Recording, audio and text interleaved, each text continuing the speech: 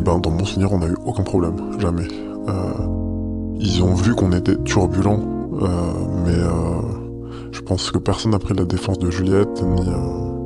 je pense qu'elle a dû se plaindre, mais j'ai aucun souvenir de sanctions ou du fait que même des adultes aient remarqué un phénomène collectif, quoi. Il y a une fois où j'ai été convoqué, mais c'était pour un événement précis, et je me suis fait engueuler, remonter les bretelles, et on m'a dit arrête, quoi. Ouais, c'est un phénomène un peu massif, quoi. C'est dur, on va pas sanctionner toute une classe parce qu'ils aiment pas une personne dans la classe, quoi. Mais je pense que si tu dis à un gamin, bah en fait là, t'es vraiment en train de faire souffrir quelqu'un, ça va avoir des conséquences toute sa vie, alors que toi t'as 12 ans, tu sais pas ce que c'est toute la vie, quoi.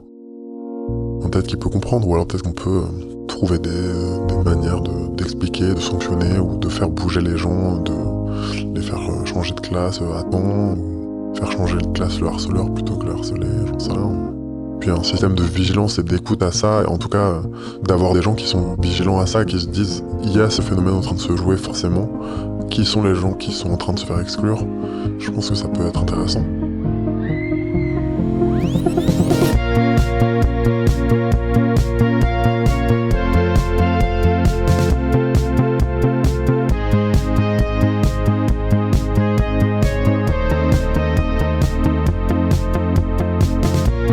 J'ai harcelé. 5e épisode. Et aujourd'hui, l'école de l'empathie.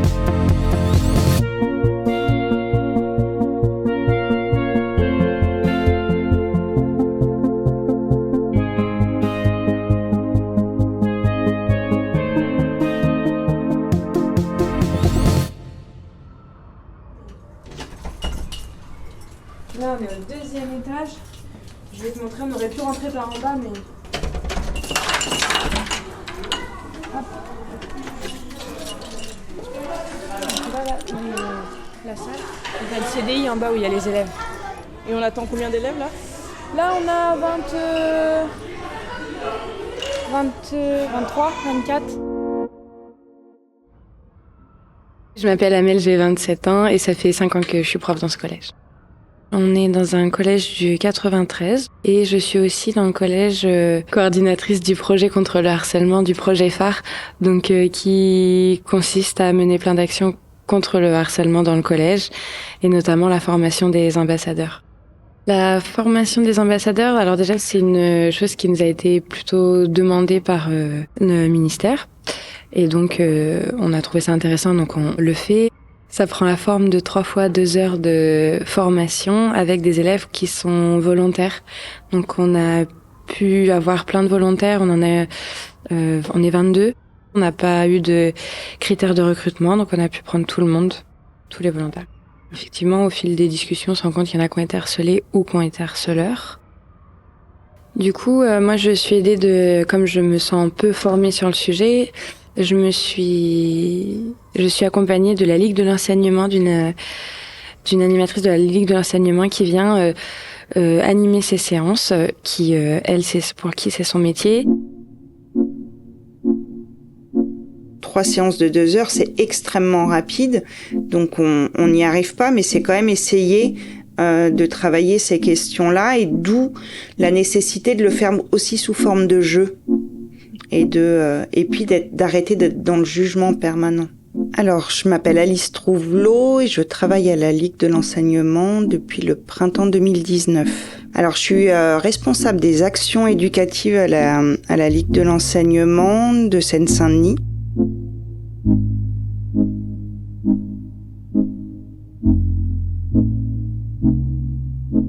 Le programme phare, donc qui existe depuis 2-3 ans, qui doit là être mis en place absolument dans tous les établissements scolaires.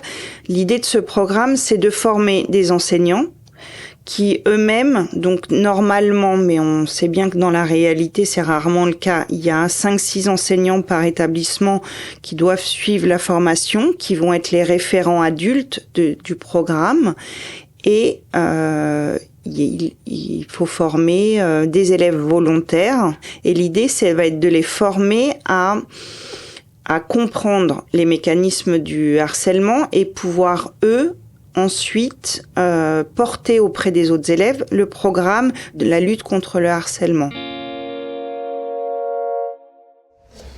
Donc on va faire celle-là. Je vous demande de regarder, c'est des mini-vidéos, elles durent 2-3 minutes, de regarder et de noter, en tout cas de vous souvenir des différents personnages, qui a quel rôle, qu'est-ce qui se passe, les émotions, ce que vous ressentez quand vous le voyez, et de tout garder en tête pour pouvoir le partager après.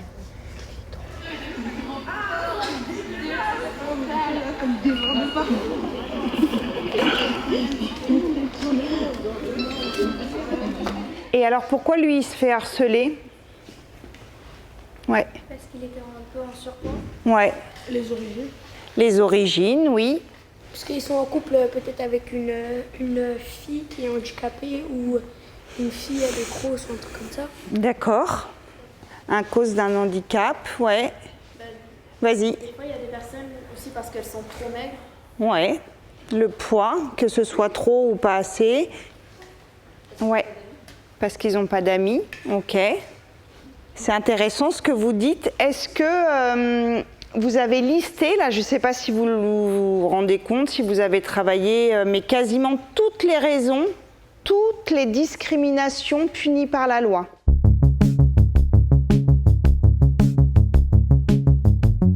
Je pense qu'on a vraiment beaucoup de mal à l'école à traiter ça réellement. En réalité, on exclut les élèves, on les change d'établissement, mais le problème de fond n'est pas réglé. On ne dit pas ce qu'on ressent. On ne nous apprend pas ça, c'est pas dans notre culture. Il n'y a pas la place pour l'empathie à l'école. Je trouve ça compliqué en fait de demander aux enfants d'avoir un comportement empathique quand à aucun moment à l'extérieur il y a d'empathie pour eux, quand je sais pas, les politiques n'ont pas d'empathie, quand on est le monde adulte n'en a pas, alors pourquoi les enfants devraient en avoir ?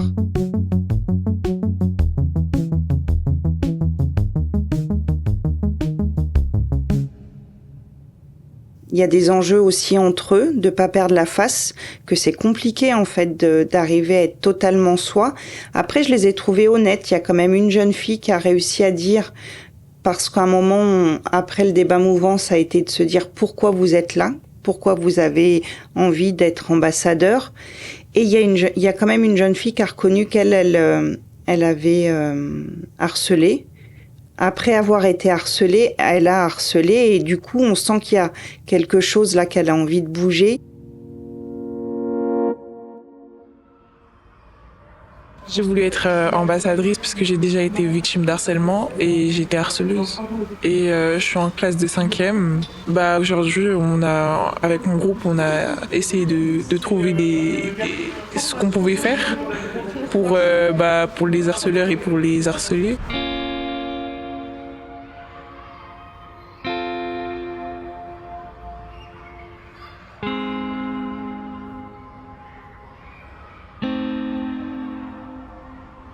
À mon avis, on a été le seul groupe à parler aux harceleurs parce que on l'a déjà été. Enfin, j'ai déjà été harceleuse et du coup, on s'est dit que on pouvait essayer de leur faire changer la vision.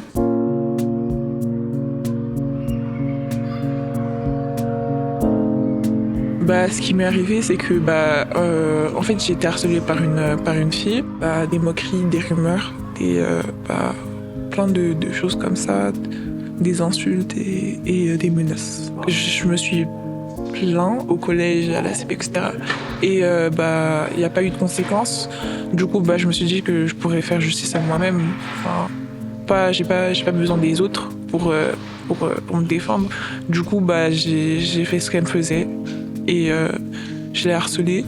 En fait, ça s'est arrêté parce que, en fait, on avait une discussion et elle avait pris des screens et ensuite elle a totalement retourné la situation. Elle a pris que des photos où moi j'étais en tort et pas elle. Et du coup, ensuite, elle a montré la principale. J'ai été convoquée, ma mère aussi. À mon avis, elle a pas eu de conséquences parce que, en fait, tout le monde avait une bonne image d'elle, alors que moi, à cause de ces rumeurs, tout le monde me voyait pour la méchante. On me faisait passer pour la méchante et voilà. Et j'ai réussi à basculer la situation.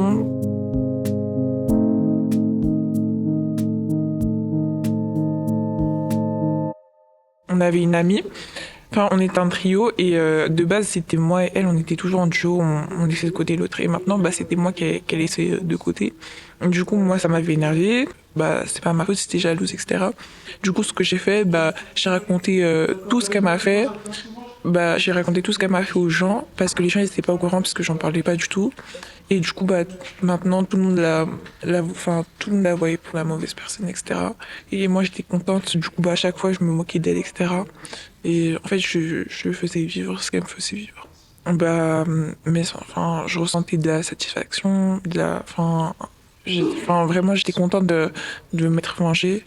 Et j'avais beaucoup de colère. Non, en fait, c'était pas vraiment de la colère. C'était, c'était... Ouais, voilà, du pouvoir. Je me sentais plus supérieure à elle. J'ai aussi remarqué que les personnes qui harcèlent, c'était des anciennes potes, etc. Je pense pas que je pourrais faire ça à une personne que je connais pas. Et du coup, je me suis fait convoquer et on m'a crié dessus. J'ai essayé de parler. À chaque fois, on me coupait la parole. Du coup, je me disais que, si faudrait que je recommence, je recommencerai. Parce qu'on m'a pas écouté.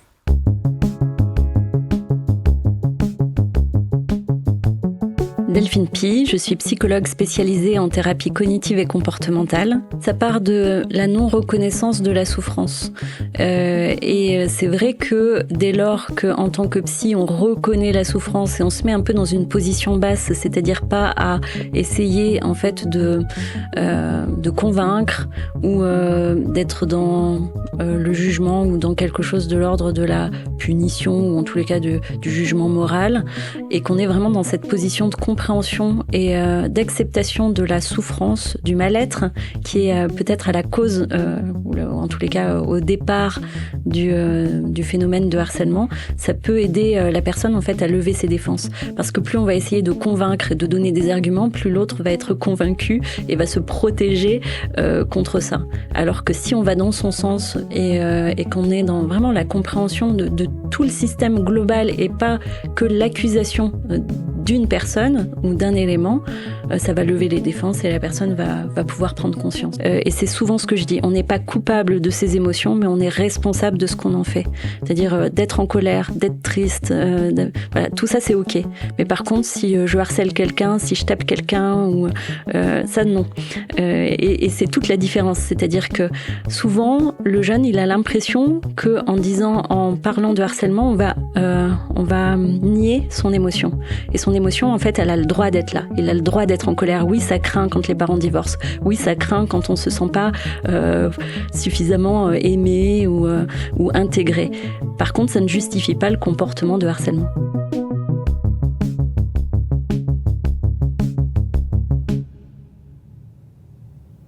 Alors, il y a 3 projets, du coup, qui se sont dégagés de la formation. Il y a passer dans les classes pour sensibiliser à tout ce qui va être mis en place et ce qu'est le harcèlement et présenter les ambassadeurs. Il y a un autre projet qui est d'installer une boîte au CDI, une boîte pour se confier. Le fait de faire une affiche, de faire de l'affichage dans le collège. Aussi pour rappeler tous les dispositifs qui sont mis en place, qu'on peut parler à des adultes, qui est à la boîte, qu'on peut se confier à des camarades. On va essayer de mettre en place une safe place dans le collège pour que les élèves, autres que se réfugier aux toilettes, ceux qui ont besoin de s'isoler, qui puissent avoir un espace où ils se sentent en sécurité, où ils se sentent au calme. Sauf que le problème, c'est de trouver un endroit qui peut être ouvert tout le temps, qui est pas accessible à tout le monde et qui est un peu caché des autres, mais qui peut être quand même surveillé par un adulte, parce qu'on peut pas laisser un élève se cacher quelque part seul, surtout s'il va pas bien. Je trouve que la méthode de préoccupation partagée, elle a un vrai impact quand même. Quand il y a une situation de harcèlement, on va demander à l'élève... Donc d'abord, il y a toute une méthode pour rassurer l'élève. Donc on dit que ce problème est important, qu'il est pris en charge, qu'on est là s'il y a besoin. Donc il va pouvoir se confier toujours à la même personne. Donc il ne s'agit pas de dire tu es harceleur, c'est intimidateur présumé. Donc il se passe un problème avec toi. On ne dit pas que tu es harceleur, mais il y a visiblement un souci. Donc on va en discuter. Et donc on va réunir... grâce aux informations de la personne cible, de la personne harcelée, on va réunir des informations qui sont les intimidateurs présumés, qui sont des témoins qui ont pu voir des choses sans forcément agir, et des amis de la victime, des soutiens. Donc on arrive à des groupes de entre 5 et 8 personnes qu'on divise en 3 petits groupes en général, 2 petits groupes, des groupes de 2 ou 3 personnes, où on mélange intimidateurs présumés, témoins, amis, et donc on va les sortir, donc c'est 3 personnes par exemple, donc de 3 personnes différentes, qu'on extrait de la classe, donc il y a vraiment un impact où on veut que ça se voit, on veut pas le cacher aux élèves. Oui, on sort les personnes de la classe, elles sont interrogées par un professeur, on sait pas pourquoi. Et en fait, ce qui est intéressant quand on mélange les 3, c'est que ils savent pas pourquoi ils sont interrogés, les élèves. Ils font pas forcément le lien avec la victime tout de suite, parce qu'il y a des amis, donc on va pas fâcher les amis de la victime, on n'est pas là pour les fâcher, mais en même temps il y a des intimidateurs, puis en même temps on pose la même question aux 3, alors séparément, on va en prendre un, par exemple on sort les 3 devant la salle, puis je m'éloigne à quelques mètres, je vais discuter avec un, en lui demandant, est-ce que t'as remarqué, vraiment on est inquiet pour cette personne-là, est-ce que toi t'as remarqué quelque chose, puis il va nous dire oui ou non, et donc c'est là qu'on va déclencher un mécanisme d'empathie, où il va se dire, ah bon, elle va pas bien, ou alors elle l'avait vu, ça on peut pas savoir, mais on va pas stigmatiser la personne en disant tu as fait quelque chose de mal. Juste on demande si elle a vu quelque chose, qu'il nous réponde oui ou non, et puis après on demande si on peut peut-être mettre en place quelque chose pour que la personne aille mieux, et ça peut être juste un petit geste comme manger à la cantine avec la personne, lui dire bonjour le matin, arrêter de se moquer de ses chaussures par exemple. C'est vraiment des petites actions qu'on va encourager très fortement en disant oui c'est génial, vraiment si tu peux faire ça c'est top. Donc c'est vraiment 3 minutes d'entretien, puis après on revoit la personne une deuxième fois, le même groupe qu'on ressort, le même groupe, et en fait ils en discutent entre eux, et puis ils commencent à se poser des questions. Mais pourquoi on m'a demandé ça ? Et pourquoi moi ? Est-ce que ça veut dire que j'ai un rôle important ? La méthode de préoccupation partagée, c'est vraiment développer de l'empathie et les faire devenir observateurs et acteurs de la résolution du problème sans les sanctionner. Et du coup, ça fonctionne parce qu'en fait, y a quelqu'un qui peut arrêter d'être suiveur d'une situation, par exemple. C'est comme si on l'avait chargé d'une mission et qui vont s'en emparer pour dire, en fait, non, stop, il y a quelqu'un qui va pas bien.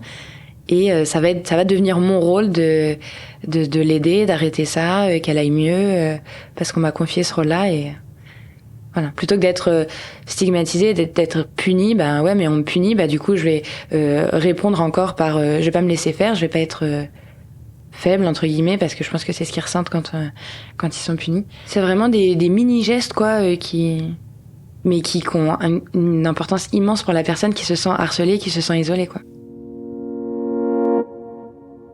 Alors, en tant que prof, je crois que j'ai compris que j'allais pas régler tous les problèmes de la Terre, même si c'est toujours mon rêve. Mais je rendrai pas tous les élèves... ils auront pas toutes les notions que je veux leur faire apprendre. Je les rendrai pas tous heureux. Mais l'idéal, c'est qu'il y ait plus de harcèlement, on est bien d'accord, mais... Je suis OK avec l'idée que... En fait, ça prendra du temps. Et ce qui est important aussi, je pense, c'est que ça s'arrêtera pas d'un coup, mais que eux, ils vont pouvoir comprendre le processus qu'il y a derrière, qu'ils puissent mieux vivre avec le temps que nous on trouve une solution, que ça s'apaise autour d'eux, parce que ça se passe pas d'un coup. C'est pas parce qu'on parle à un élève qu'il arrête tout de suite. En fait, c'est un mécanisme tellement complexe, le harcèlement, que pour le harceleur et pour la personne harcelée. Donc pour les deux, c'est un mécanisme très complexe et s'en détacher, ça se fait pas en une intervention. Mais des fois, ça prend du temps, quelques mois, quelques années. Donc l'idée, ça va être de pouvoir accompagner les élèves là-dessus.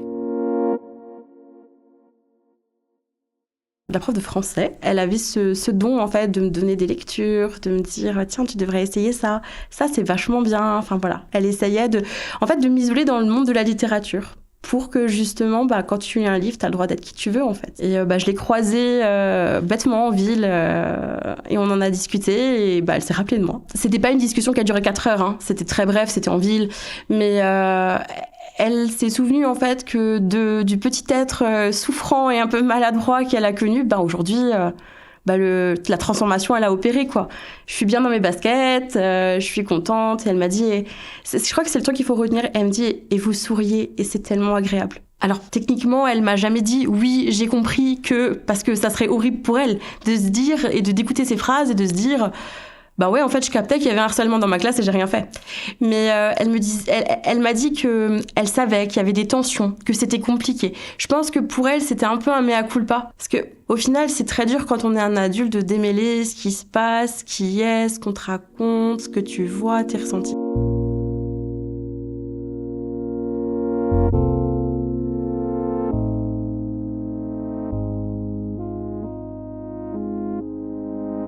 Dans le prochain épisode... Voilà, donc aujourd'hui, nous voilà réunis pour la rencontre de médiation. Vous avez toutes les deux été préparées. Vous avez des choses que vous avez envie d'entendre, des choses que vous n'avez pas envie d'entendre. Vous avez la même préparation. Donc aujourd'hui, le but de la médiation, si on peut le rappeler, c'est que à la fin de cette rencontre, j'espère, nous espérons, peut-être vous soyez amis, je sais pas, ça c'est votre histoire à vous. C'est surtout que si vous vous rencontrez encore dans votre espace de vie, il n'y ait plus de tension. J'ai harcelé est une série pensée et écrite par Estelle Djanjo et Paola Guzzo. Réalisation et mixage par Benjamin Massé. Composition Yann Thierry. J'ai harcelé est une série Lacmé originale.